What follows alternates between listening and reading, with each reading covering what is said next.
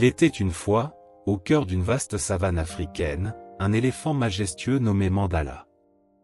Il était respecté de tous les animaux pour sa force colossale, sa grande sagesse et sa démarche imposante qui faisait trembler la terre sous ses pas. Mandala régnait sur son territoire, traversant les plaines avec une assurance inébranlable. Dans cette même savane vivait une petite fourmi du nom de Nia. Minuscule et discrète, elle menait une existence humble parmi les siens.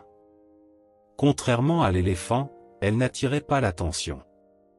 Son peuple, une colonie de milliers de fourmis, travaillait sans relâche, creusant des tunnels, amassant des provisions et protégeant leur nid des dangers qui guettaient. Un jour, alors qu'une sécheresse accablante s'abattait sur la savane, les ressources devinrent rares. Les rivières s'asséchaient et la végétation jaunissait sous le soleil brûlant.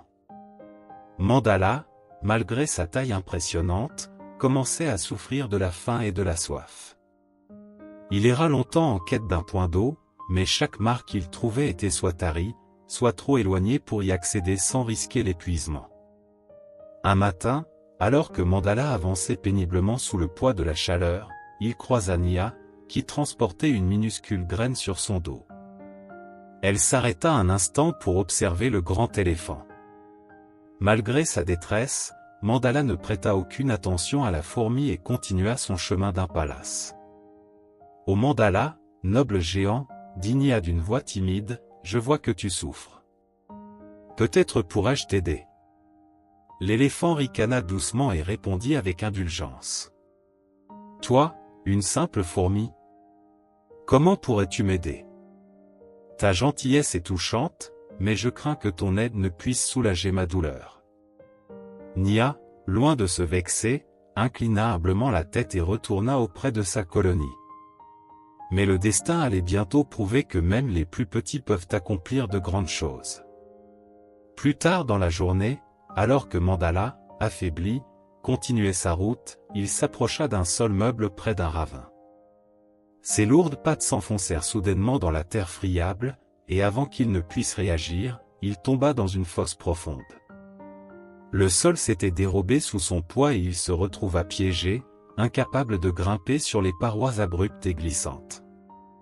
Il appela à l'aide, mais les autres animaux, trop craintifs ou incapables de le secourir, restèrent à distance. Ses forces l'abandonnaient et l'espoir s'amenuisait.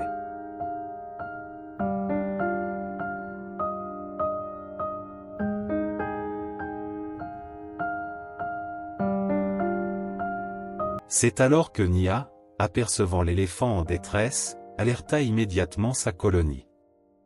Les fourmis, disciplinées et organisées, se mirent en action. Par milliers, elles commencèrent à creuser un passage sur le côté du ravin, déplaçant petit à petit la terre meuble pour créer une rampe.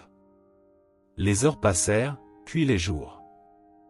Mandala, émerveillé par la ténacité de ces minuscules créatures, observait leur travail incessant. Chaque grain de sable déplacé semblait insignifiant, mais ensemble, les fourmis créaient un chemin solide. Elles ne se reposèrent que lorsqu'une pente praticable fut enfin formée. Avec une énergie retrouvée et une immense gratitude, Mandala tenta de se relever.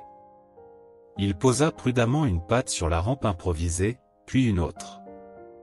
Grâce aux efforts combinés de milliers de petites ouvrières, l'éléphant put enfin s'extraire de la fosse.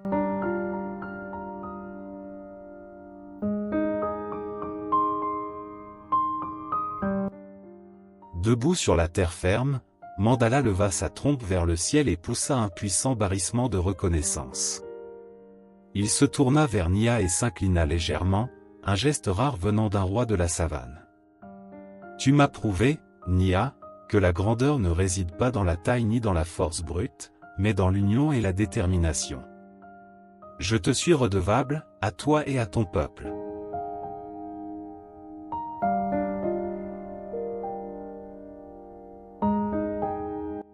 Depuis ce jour, Mandala ne sous-estima plus jamais les plus petits que lui. Il devint un protecteur bienveillant des fourmis et de tous les petits êtres de la savane.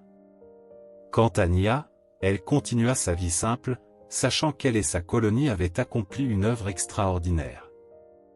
Ainsi, La savane retint cette leçon précieuse, l'union fait la force, et même les plus insignifiants peuvent accomplir de grandes choses lorsqu'ils travaillent ensemble.